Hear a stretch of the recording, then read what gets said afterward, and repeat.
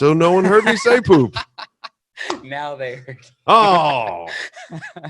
I just realized that for those of you who just joined, Peter had just been saying things.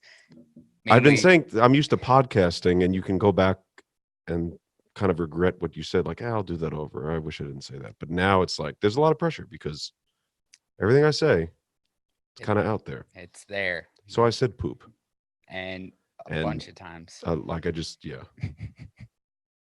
it turned out it wasn't out there. I was I had us muted, so that was. Did you just realize you had us muted, or did someone say we can't hear? No, I just realized I had us muted. That's a bummer. All right, let me bring this up, and I think we can get started because we really love to respond to some questions. So we have a whole bunch of people here. So thank you all for joining us. This is really exciting. This is our first ever webcast thing. And we just want to thank you for taking some time out of a Monday night to join us. We're going to do our best to make this time useful and profitable for you. Couple of instructions. I'm pretty sure I have the control set correctly, but make sure that if you're viewing this from a computer, that you keep your microphone muted and your cameras off. I'm again pretty sure you don't have to worry about that, but in case something happens, make sure you do that. Also, if you have a question right now, or if you have a question at any point during the night, please go ahead and just chat it directly to me. You'll find my name in the list at the very bottom of your screen. There's a little button that says chat, and then a screen will pop up on the right side, and all you got to do is type in my name, chat it directly to me, and then we can see about responding to it. And we're also going to try to respond to as many as possible, but we're probably going to shut this thing down probably around 9 p.m. So let's go ahead and get started. If you don't know me, my name is Joshua Lewis, and I'm the director of middle school ministry here at the Florence campus. And with me is Peter LaRuffa, who is the Fort Thomas campus pastor. And he's married to Sarah. He has 4 kids, one in middle school and one in high school.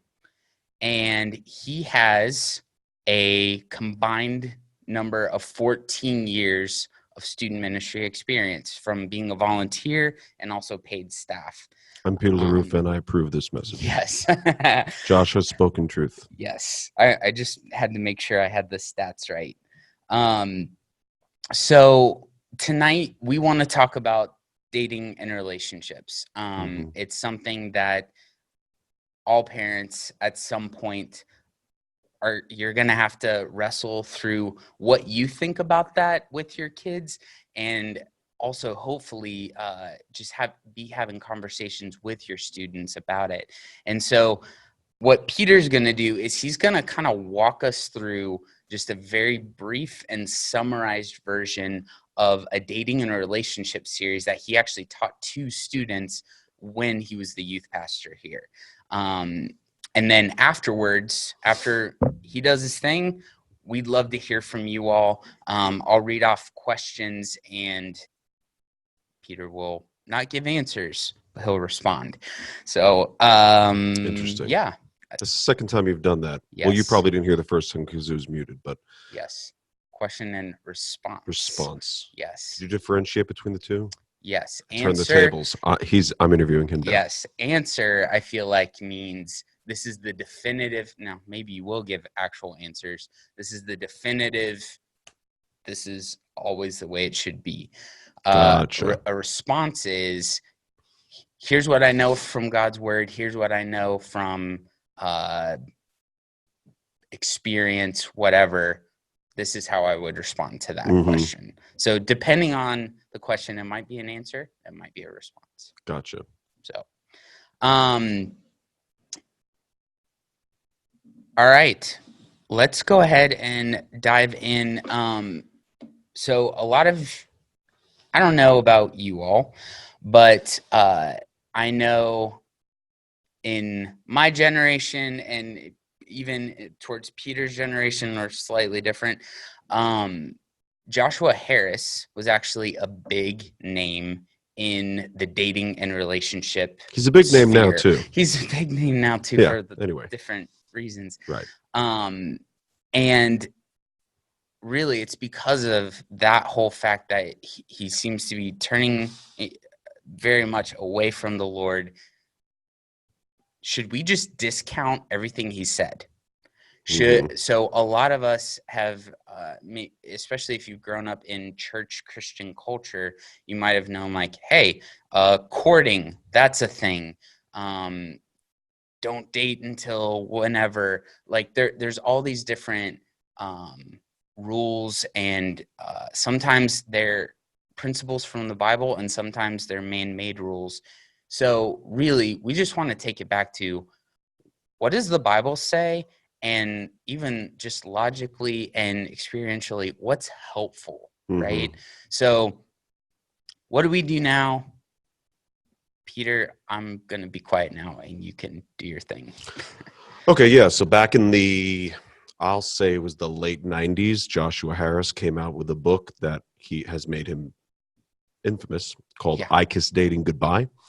And that had run its course through many of the Christian circles, particularly youth groups, young adult groups.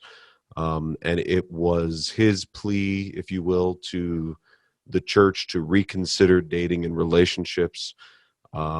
He explained a lot of things that were probably very helpful. I think they were very heartfelt at the time. I think and the book was actually presented to me by my girlfriend at the time. Her sister presented it to me, and it was really weird because they had read it. They were very passionate about it. They were maybe, I don't know, 10 years older than us. It was her older sister, and they were married. And I remember thinking, like, I don't know. Are you asking me to? So what do we do now? So right now the cover says I Kiss Dating Goodbye. I walked in holding my girlfriend's hand. It's like, this is awkward. Are you saying I should kiss her goodbye? Or right? I don't really know what but I understood it. But I was at the time 3.5 or 4 years into what would be a 5-year relationship. And that was between my ages of 15 and 20. So a quarter of my life at the time, I had invested into this relationship with a very godly girl who loves the Lord to this day. And I just wasn't having it. Like, it just didn't. It was like, thanks. I think we're good. There were a couple of things that rubbed me the wrong way. One, the first thing that rubbed me the wrong way is it was telling me to do something I didn't want to do. Typically rubs me the wrong way, especially as a teenager. Right. And there were lots of things, even as an adult, as I read it. I appreciate a lot of it, but I thought it assumed a lot of things. So particularly somebody from me who is a Christian coming out of a first-generation Christian home, right, with a single mom, I didn't have that family structure that I think was somewhat necessary to make all of these things work, to bring about this situation where you would court someone and not typically date them, and you would have marriage on your mind kind of from the get-go, and if marriage wasn't on your mind, why bother doing it? I thought there were lots of things that were helpful. They wouldn't apply to everybody's situation. Sure. And there was a lot assumed. There was a lot. I felt like and we're going back a lot of years. I did not reread the book for this. I just remember thinking this would work really well in a conservative Christian home, likely homeschooling, with mom and dad both on the same page, on the same team, who are very well steeped in the word. That's the case for many people. That's not the case for many people. Yeah, right. And so I felt, and then it was kind of like purity culture had come onto the scene back then, where now there was this real push, as it's kind of in a response to the free love, free sex culture that had come about, especially throughout the, 60s, 70s, 80s. There's now this response from the other side, which is the conservative Christian movement, saying purity, purity, purity, purity rings, purity balls, purity contracts, purity books, purity hearts, purity minds, all these things. Yeah. And I think they were all very, very well intended. Sure. But this also comes out at that time as well. Yeah. Jeremy Clark was an author who wrote a book called I Gave Dating a Chance. So it's like battle of the Christian perspectives on dating. Right. And this was a thing back when, and then when Joshua Harris wrote his, I don't even remember, courting book. Yeah. Boy Meets Girl. I was about to say Boy Meets World. Yeah. That was definitely Boy a Meets sitcom. Girl. Yes. Boy Meets Girl. Yeah. Jeremy Clark wrote something else. And it was kind of like this other perspective. And I don't think either of them were unorthodox or either of them were wrong. But we had a situation in our youth group back in New York City where, quite frankly, sin was running rampant. And it was, I don't remember, I don't think I was youth pastor at the time, but there was all this, basically all different forms of sexual immorality that was manifesting itself in our youth and young adult circles, sometimes between our youth and young adult circles. And so we stepped in and we actually, I don't even know if you know this, that we had a dating policy for our youth group. Do you know this? Did I ever tell you this? I can't remember. If you wanted to be part of our youth group, you just couldn't date. Okay. And if you chose to date, that's fine. It's vaguely familiar. You're just going to be part of our youth group. For those of you who don't know, I was a sophomore, junior when Peter became the youth pastor here. Right. So that wasn't here in Northern Kentucky. Sure. That was back in New York City. Interesting. And it was kind of like there's sin in the camp. What do? We need to take a strong stand. We need to stop, stop the bleeding. Clear. Yep, right. Like we need to do something. Yeah. And I think it was well intended. I don't think it was a bad thing. Sure. But that's what we did. I think it showed to be a good thing at the time, but I don't know that that's supposed to be the way it is for every youth group henceforth now and forevermore. Sure. So I didn't do that when I came to Grace Fellowship. I didn't want to do that, not because I hated it, but I just thought it was a different situation. And I wanted to appeal, like the law doesn't save, right? I wanted to appeal to students' minds and hearts, right? Because I realize everyone's like, teenagers are ridiculous and they don't know how to think. A lot of that is true. Sure. But they can learn. Yes. Everyone who says that was a teenager at one time. So we learn, we grow, we change, particularly teens who love the Lord. The Lord grows in them the same fruits of the Spirit that he grows in any other Christian. Right. And so I did an 8-week dating and relationship series 10 years ago. Looked it up today. I think I did it twice. The first time I did it was 10 years ago. Okay. And I'm going to go through now the topics, which will hopefully prove to be at least some good conversation starters for parents and students to have. And really, it's just having people consider these things. That's great. We doing good? Yeah. How we doing on time? We're good? We're great. Okay, good. I'm going to take a sip of my water. Do it. Okay, so the first message was called, I wrote it down here, it was called An Album of Apologies. Fun fact, in the beginning of Joshua Harris's book of I Kissed Dating Goodbye, he paints this picture, if you remember, of like, it's your wedding day, and I don't remember exactly, but like, are you looking back on your exes or something like that? Yeah, it's almost like your exes are like lined up right next to your bride. Right, yeah. Exactly. Yeah. So my wedding day was not exactly like that, but it was kind of like that because one of my exes was actually in the wedding party and there was a couple in the wedding or watching the wedding. So it's actually, wow, that really happened. It's not just imagine this. I'm like, right. that was me. And again, God gave a ton of grace. Yeah. But as I look back, so the message was titled An Album of Apologies. So I was a virgin at the time that I got married, which for many Christian young people and many Christians, that's like the Mecca. Like right. You've done it. You did that. But I wanted to show students that virginity tends to lose its luster if that's the only thing you bring fresh into the marriage. So great. I was a virgin. Yep. Hadn't had sex. Okay. I had told countless other girls that I wanted to be their husband. I had told people that I loved them and I still love them, but I didn't love them like I said I loved them. I made promises with the best of intentions that I couldn't keep. I wrote I wrote checks that I couldn't cash. I wrote, spiritually speaking. Sure. I would take Sarah and I out on a date around New York City when we were living there, and we would have a great time. But I'd also been there before with somebody else. Is this a sin? Is this terrible? Sure. No. Is it ideal? Not really. And I wanted people to realize, especially coming out of the purity culture or in the middle of that, what I'm calling purity culture movement, You can save your virginity until the day you get married and still look back and wish you had done something different. Like, that's not the end all be all. Yep. And so I still looked back on my relationships and just wanted students to realize, if and when the Lord leads you to a spouse, and the vast majority of people do get married. So if and when the Lord leads you to a spouse, you're going to wish that person was your first everything. So I just wanted them to realize that you're going to look back and you're going to wish that you had saved everything for that person, because the only person in the world that matters to me, the only girl that matters to me, is Sarah. Nobody else matters. It doesn't matter.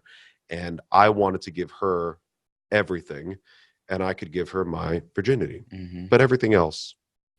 So I titled it An Album of Apologies, because that was the melodramatic title that I chose to use. I don't really know why I titled that.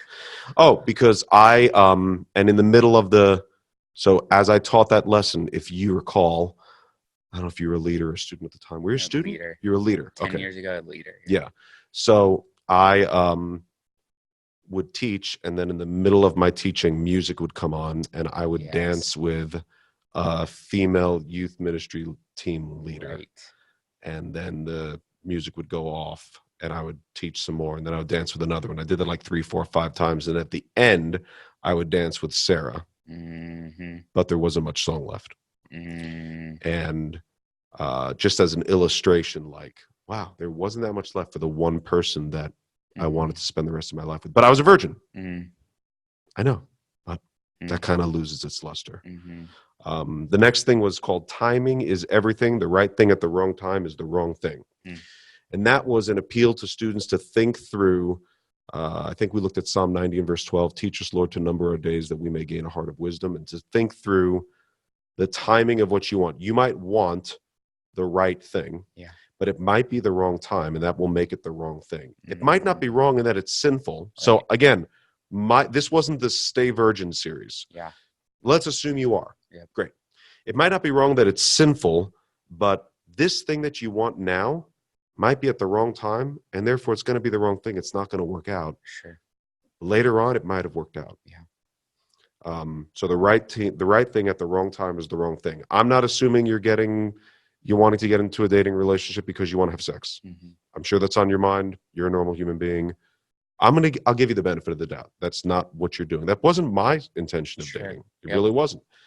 But the right thing at the wrong time can be the wrong thing. And I wanted students to think through, just think of waiting, because most things in life you're going to be better at when you're older.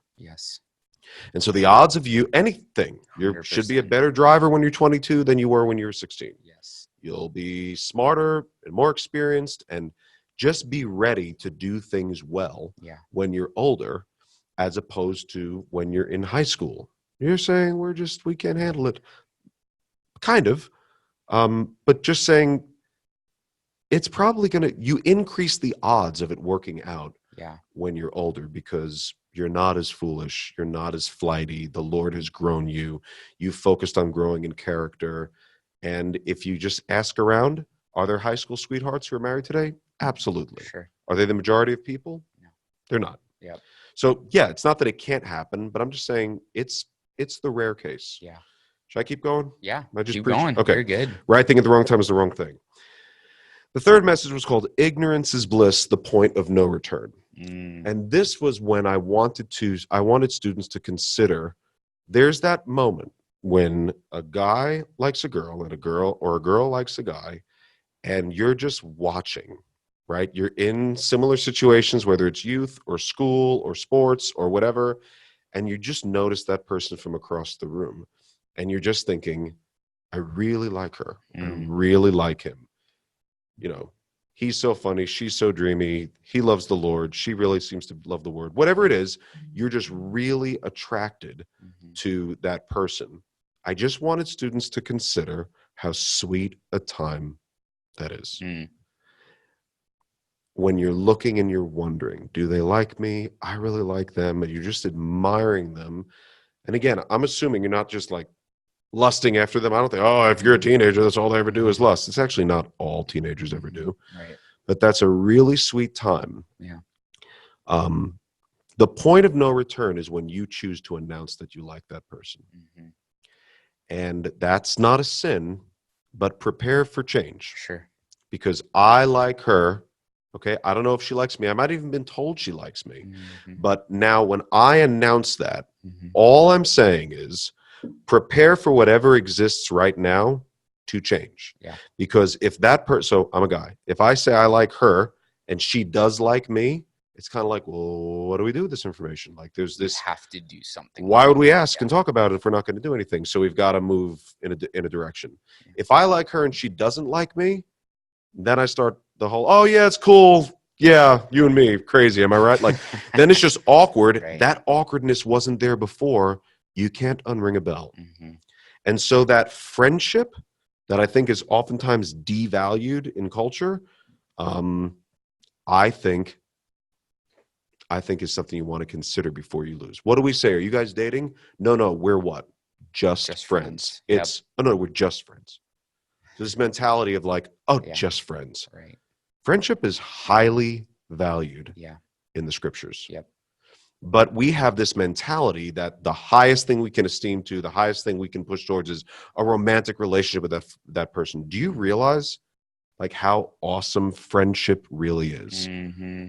And I'm just saying it's a sweet thing that will likely not remain the same, for better or for worse. Yeah. Once you announce, I like her, Mm. I like him. Yeah. You're about to make a change. Yep. But John 15, Jesus says in verse 13, greater love has no one than this, than someone lay down his life for his friends. Yeah. You are my friends if you do what I command you. No longer do I call you servants, for the servant does not know what his master is doing, but I have called you friends. So the upgrade to Jesus was friends. Mm. The promotion, I'm not calling you servants, I'm now calling you, he doesn't say siblings, he doesn't say family, he says friends.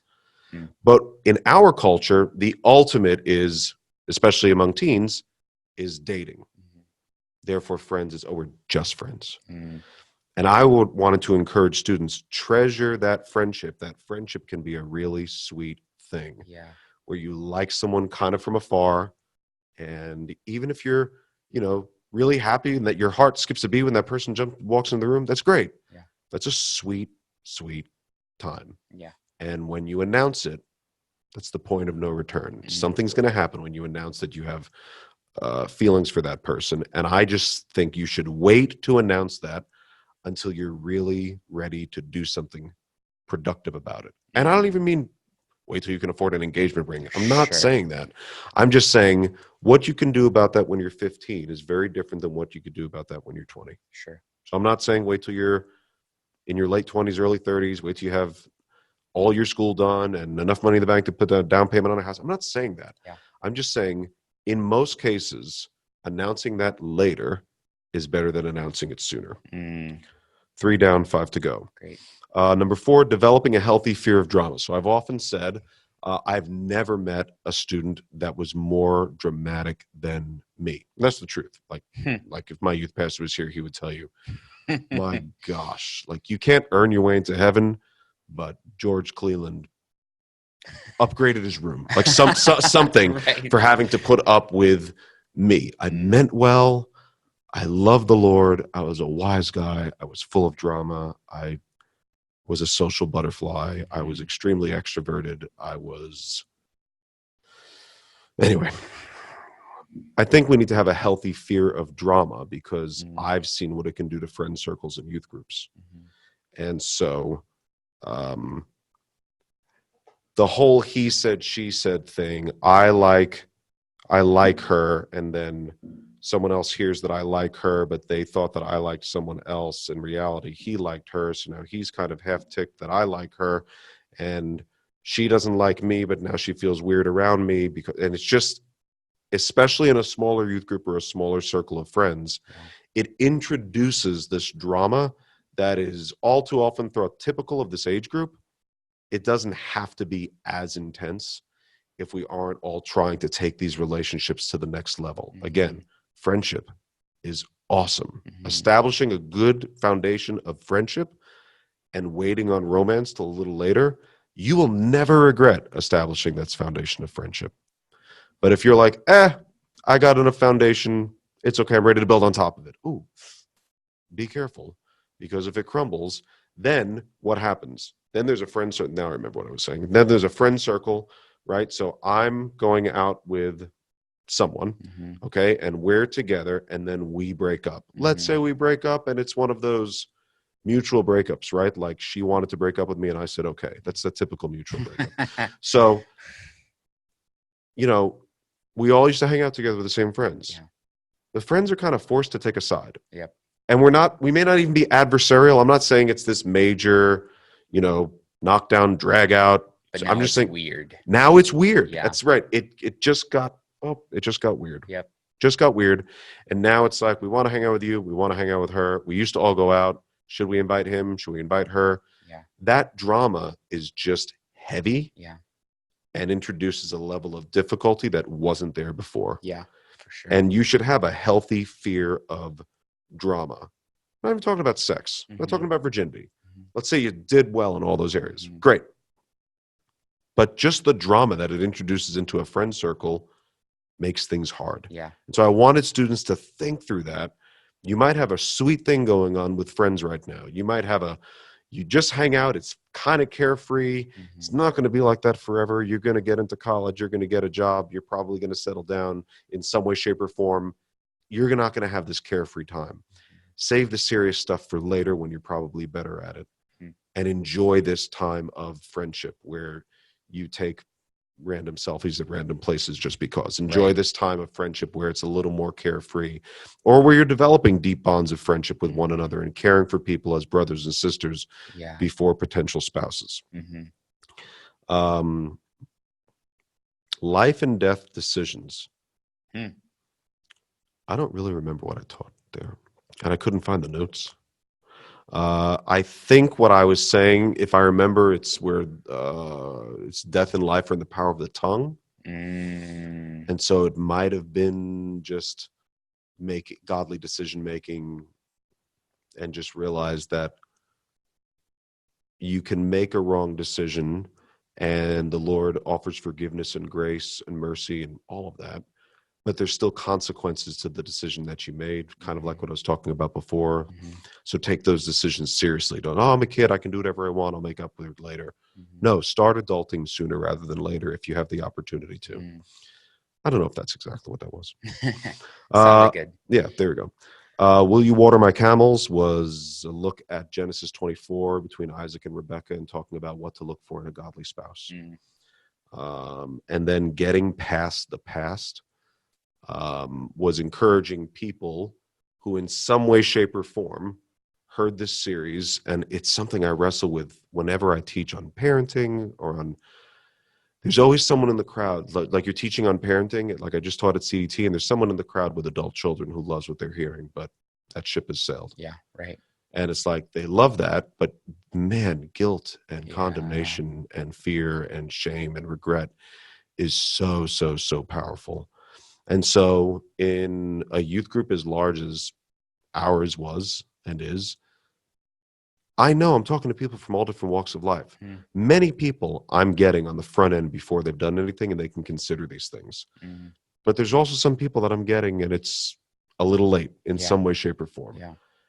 And I wanted to preach the gospel clearly and loudly and talk about getting past your past through Jesus Christ. Not just fresh start, wipe the slate clean, but rooting yourself in Christ, not in your behavior, not in your relationship decisions. And then I played and sang God Bless the Broken Road by who was that? Rascal Flatts? Rascal Flatts, yeah. And sang it to Sarah. It was pretty cute. It was kind of cute.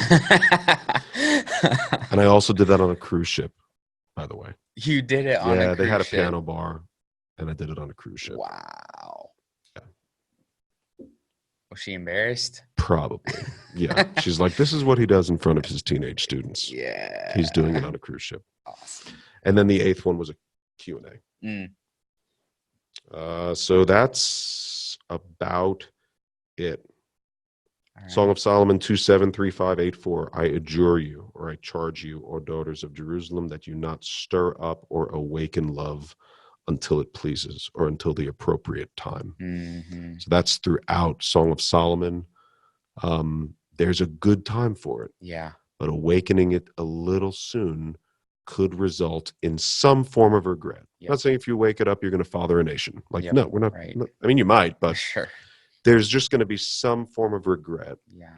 And I just wanted to encourage students to think through that. Mm-hmm. And I didn't have to teach it constantly because I would teach it. I taught it twice in 6 years, I think, because it would teach itself. Because there would be students who would choose to follow the counsel that they received from that lesson, and there would be students who chose to not follow that. And it teaches itself because there's a constant reminder when you see him and her get together and they last for 3 months, 6 months, 9 months, a year, and then they just break up because they're just different people. Yep. And now you see they're awkward, their friend circles are awkward. It teaches itself. Yeah. So I always told the students, you're going to prove my point. Mm-hmm. And they were like, which point? And I said, yes. Yeah. In the vast majority of cases, you're gonna see this. You just watch. Just keep your eyes open and watch. Some will choose this. Some will think they're above it. Right. If it works, great. Mm-hmm. It's probably not. And there's a subtle little, we learned about that. We saw that. There you have it. Great. Okay, you drink water. All right. Parents, go ahead and start peppering me with questions. We have one right here. Can you so this is a question from a parent. Can you speak to a guy leading a girl on even if he thinks that he really isn't, but he really is? So yes, leading a girl on, how can we encourage sons not to do this? Any caution for girls when a guy is being vague about his interest in her? Okay, so great question. Well, great, like 6 questions. Well, yeah. So I can speak to that because I was that guy. And the reason I can say that is because, so understand my background. Parents were divorced, loved my dad, but dad left when I was in kindergarten. And I always had it in my heart and mind, I was going to be the different guy. Like, I wasn't going to be the jerk. I wasn't going to be a guy who treated girls wrongly. I was going to go above and beyond in making sure that I was different. Okay, now I'm laughing because I had the best of intentions. Sure. But in making sure that I was different, I would lead girls on. And in making sure I was different, I wasn't wanting to be different for Jesus' sake. I was wanting to be different for Peter's sake. So that girl would see me as different. And so when I met Sarah, we're friends. I think we were friends, or we might have been dating. I don't know. Our whole engagement was 18. From the time we met to the time we got married was 18 months. So it's a blur. But she said that I was a flirt. Now, remember, I want to be different. I don't want to be a flirt. Yeah. So I'm like highly offended. Like, I'm not a flirt. Me? I'm not a flirt, right?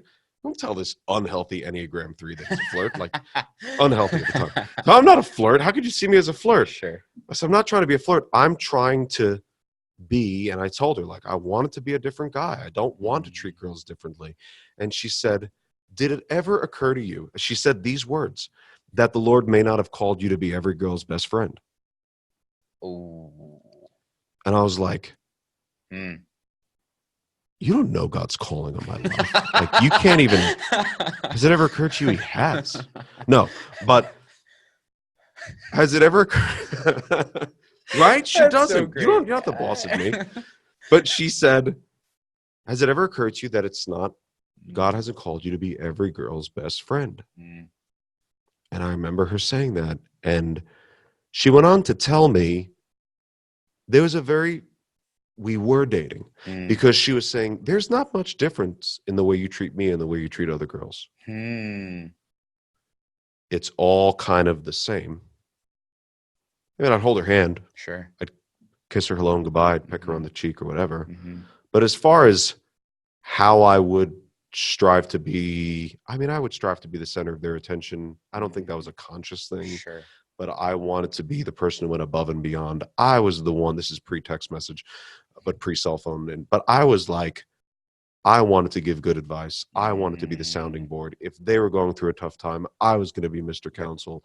I was going to pray with them.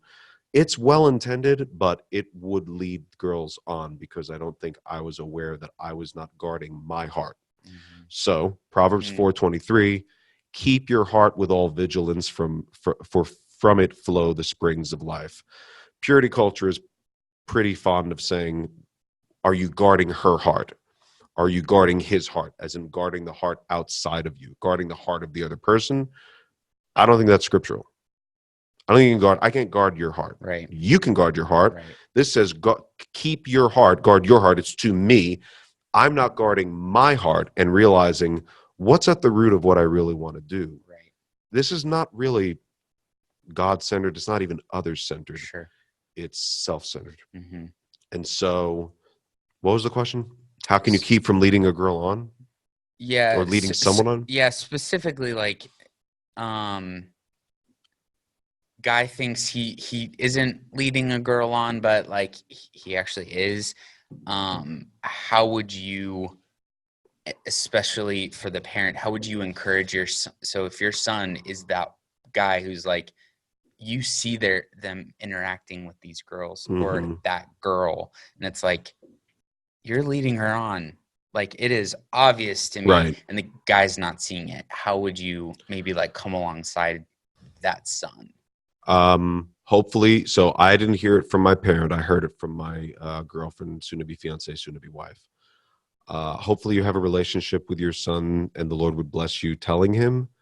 He may think you don't really understand his heart and his intentions and his motives. I know that's probably how I would have responded. The thing is, neither does he. So he probably doesn't even understand that. And just challenge him to question his heart. Why are you doing this? What's the end goal? Why do you do that? Because you could end up really hurting someone because they're thinking that you're treating them in a special way. And then when they come to find out you're just being you, that's hard because they're like picking out curtains in their mind and you're like, I'm just being me. I'm just being a dude. So, yeah. So I'm looking at the time. I think I'm taking too long on these questions. Am I not? I don't have a ton of questions left. So, okay, so good. Parents, keep posting them. Was there another part of that question? I'm going to follow up with one of the things that this parent asked. So, any caution for our girls when a guy is being vague about his interest in her? If a guy is being vague about, so I'm not sure what that means. I think it is helpful to have godly friendships. I would focus on friendship. I think, like I said before, we tend to devalue friendship. Like I said before, the whole just friends thing. Right. And our goal, especially in your teenage years, should be to develop character and friendship with members of the same and opposite sex. I think there's an appropriate way for you to be friends with somebody of the opposite sex. I don't think every time you're friends with somebody of the opposite sex, it's going to lead to horrible immorality. I think there's an appropriate way to do that. Yeah. And so the question was, if the guy is being vague. Yeah. I would hope that the guy, so again, I don't really know what that means. I would hope that, go ahead, what were you going to say? I was going to say, maybe, how would you encourage your daughter to guard her heart? So if she's the one who needs to be guarding her heart, right? You just got very personal. Like, I know. Like, just keep the gloves above the belt, man. Gee whiz. How would I encourage my daughter to guard her heart? Yeah. I would encourage her to love the Lord her God with all her heart, soul, mind, and strength. Yes. I would encourage that to be her chief aim. I think it's the Westminster. What is the chief end of man? To glorify, to love God, to glorify God and enjoy Him forever. Yeah. I would encourage her to make that her focus as much as possible. I would encourage her to invest in godly friendships with very little risk of loss, and would encourage her to have as long a view on life as possible. So teenagers are not good at thinking eschatologically. Sure.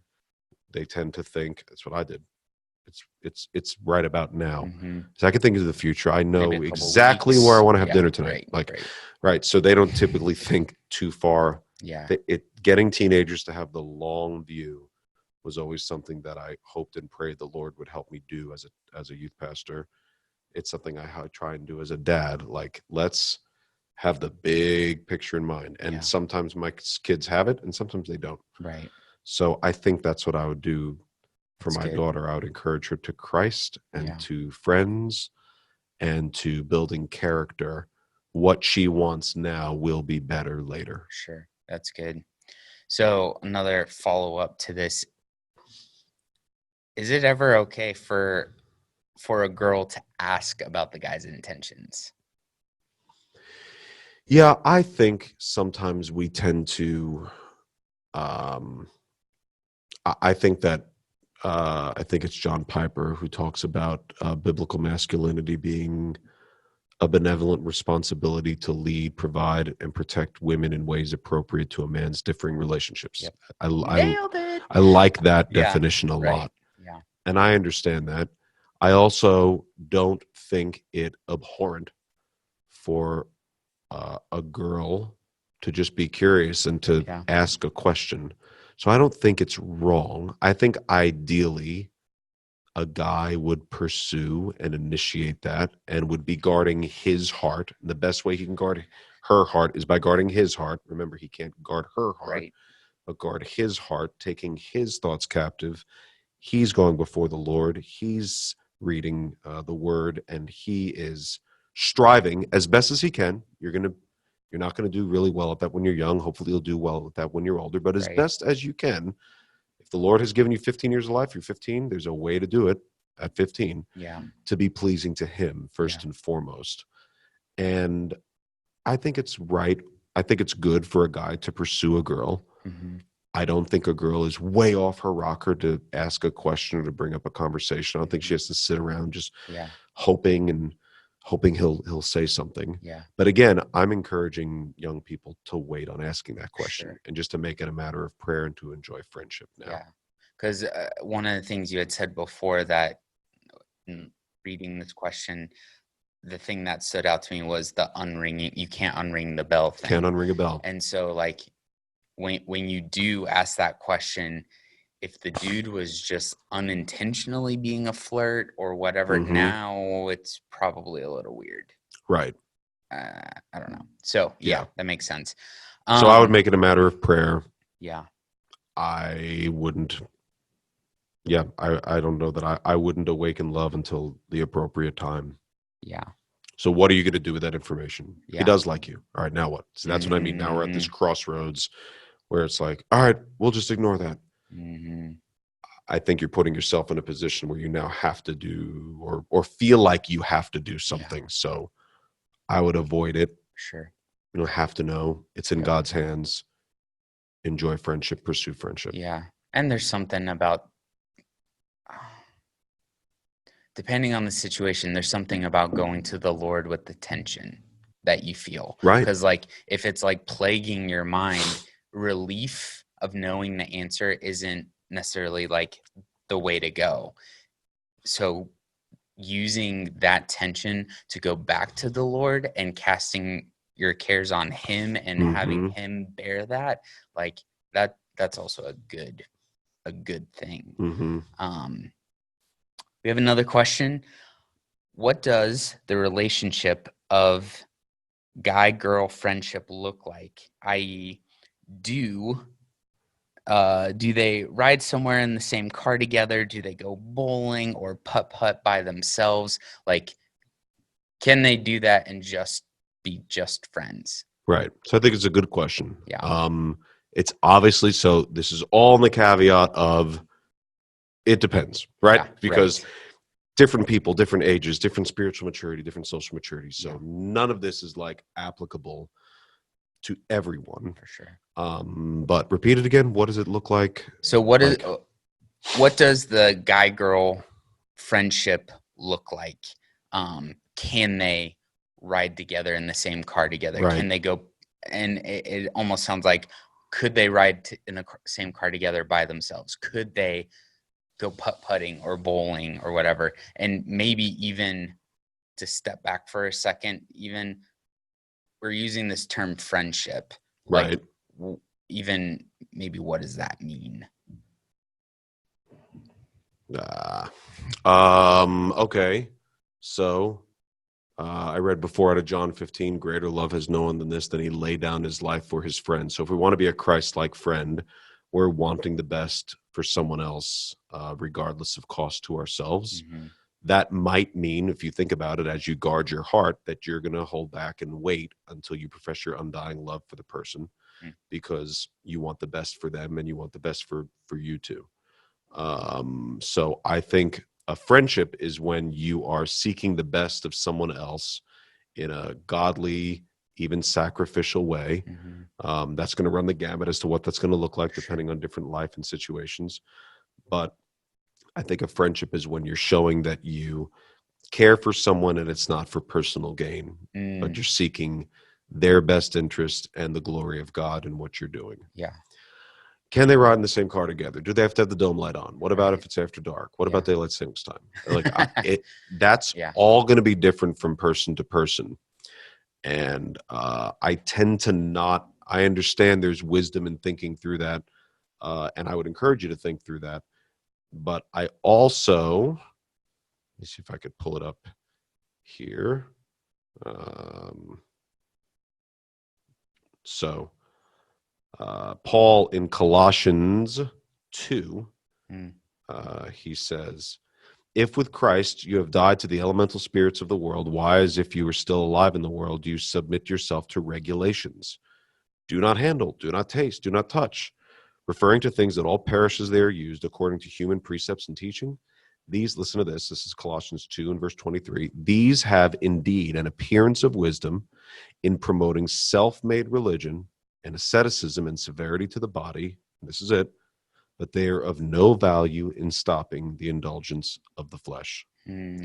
So I'd rather paint in broad strokes high values and let you figure out what those details look like. So it's like, I care about the fruit, I don't care about the watering schedule. Right. So it's going to differ from plant to plant. You can overwater, you can underwater. We want fruit. We want godliness. We want love, joy, peace, patience, kindness, goodness, faithfulness, gentleness, and self-control.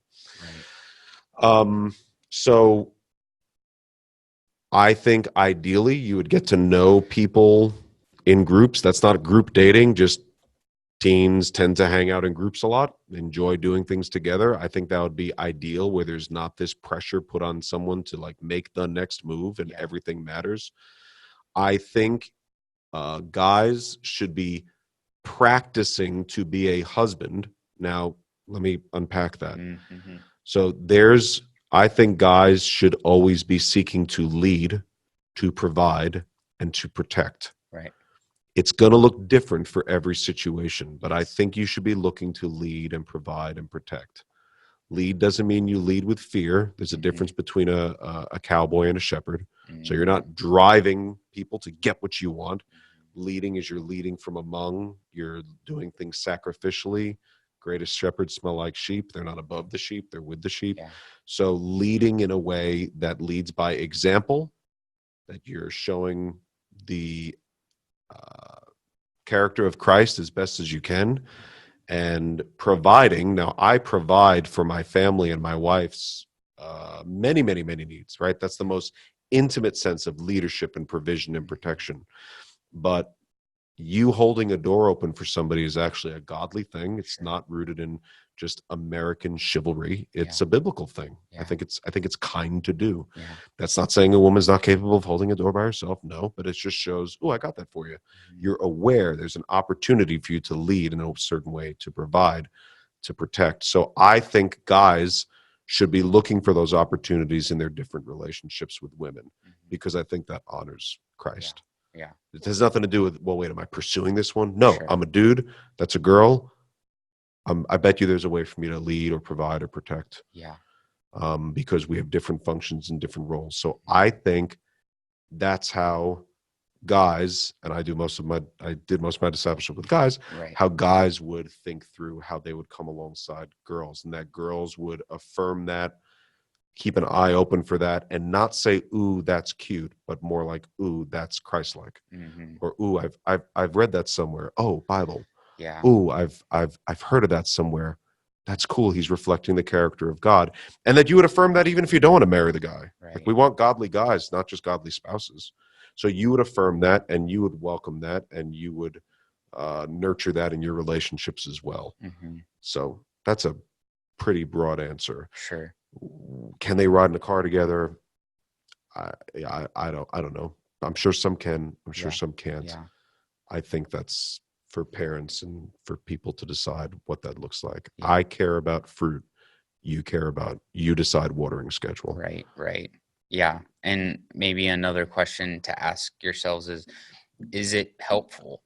Is what's the point in doing those things by themselves? Yeah. Now, something I'm wondering if you could react to this. And parents keep posting questions, but something I'm wondering if there's a little bit of confusion sometimes with the guy who is trying to do that coming across like, or maybe the girl getting confused with, he's acting in this way. He must like me.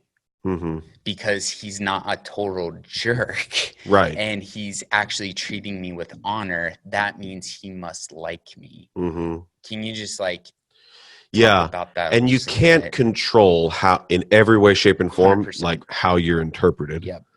But I want it to be, listen. Yeah. The common denominators. I want it to be the different guy. I want it to be better than the other guys. I want it to be not the mean guy. I want it to not be the jerk. It was all about me. Yeah. It was all about me. Right. Yeah. No, it wasn't about Christ. It wasn't even about her. I think if you are motivated not by your self-image, not by how you are interpreted, not by what she thinks of you, but what she thinks of Christ, and that she sees Christ in you. If she's attracted to that, ultimately, I really believe the Lord is going to use that to attract her to him more than you. Because you're not focusing on being the cute guy, the funny guy. I mean, you might be cute and you might be funny, and that's great, but it's not your goal to make sure that you made her laugh because that made her happy and she had a rough day.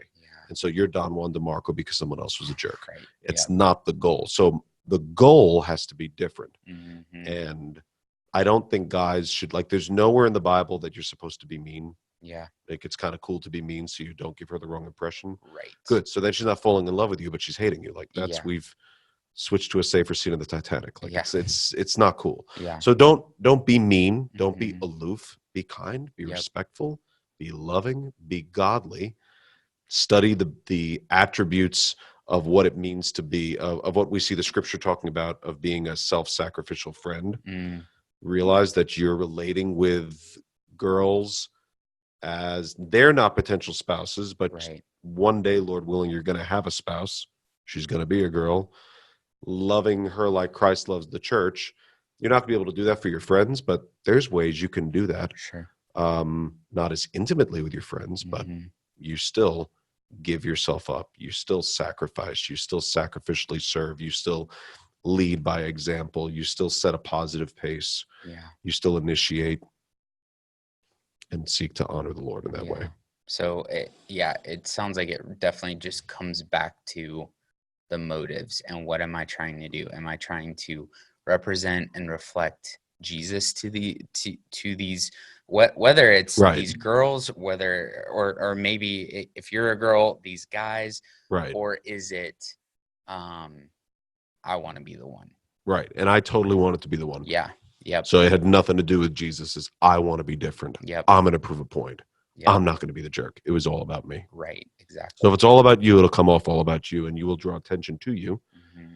and then you'll probably mislead people. Mm-hmm. Or deep down inside, you have to ask yourself, are you misleading them or are you enjoying kind of leading them? Yeah.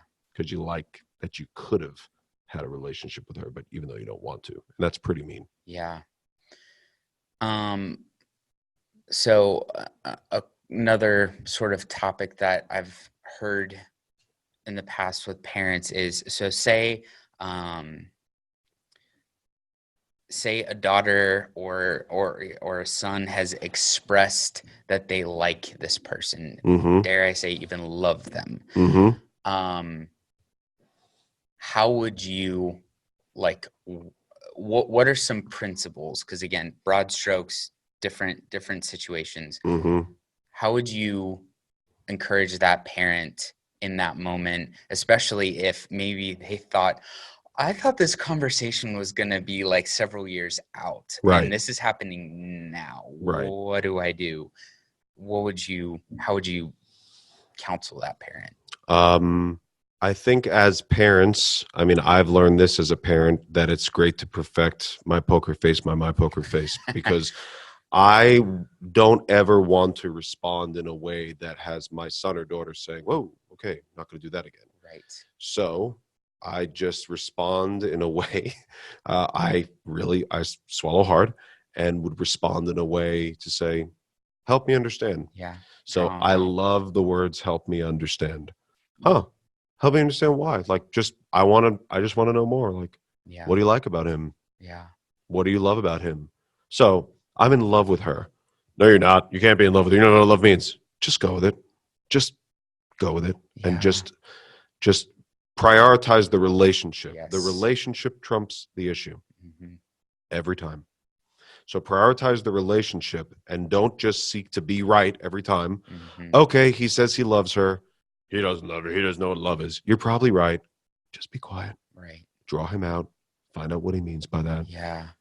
Because I'd rather keep that relationship open than talk about the issue of that. Yep. Like, we'll have other opportunities to teach about what biblical love is. Mm-hmm. He says he loves her. She says he loves him. Cool. 3 words. Help me understand. Help me understand. What do you love about him? Mm-hmm. What do you like about him? What do you love about her? Why do you love her differently than others? Do you love her differently than others? Mm-hmm. Just want to talk about that and find out what's on the mind. Mm-hmm. So the fact that your child would choose to divulge that to you is no small thing. You should be very thankful to the Lord that that is the case. That's not frequent. Mm-hmm. So praise God. Now steward it well and draw the person out and figure out what's really on their heart and mind. That's a precious opportunity. Yeah. Yeah. That's huge. All right. So far we have no more questions. Okay. Now's the time to ask. I'll follow up with one quick thing. Or forever hold your peace. Okay. Keep going. So your child comes to you and says, I like her. I like him. I would like to draw that person out and really understand what's on your child's heart and mind, but then also realize this might be true. You might feel this way about this person. It doesn't mean you have to do anything about it. Mm. Like, great, you said it to me. Good. Let's pray about it. Right. Cool. Let's see if it happens. Let's see if that sticks around, because it might not. Yep. So, oh my gosh, I like her. I have to do something about it. We serve a sovereign God. There's no such thing as the one that shouldn't have gotten away, right? This isn't fishing. God has a person for you, and you'll know it, and you'll never get the one he didn't have. Like, there's he's sovereign. So you don't have to, but if I like her, what if somebody takes her away? Then she wasn't meant for you. He wasn't meant for you. So trusting in the sovereignty of God and leaving it in his hands and saying, I don't want to awaken love before the appropriate time. This will be better when I'm older than it will be now. I'll probably handle many things in life better at 20 than I do at 15. Probably handle things better at 25 than I do at 20. There'll be a more appropriate time as I grow, as I mature, and I can do something about it. So just because you sincerely feel it doesn't mean you need to do something about it. You've just acknowledged something you feel. Right. And that's good. Yep. That's really good.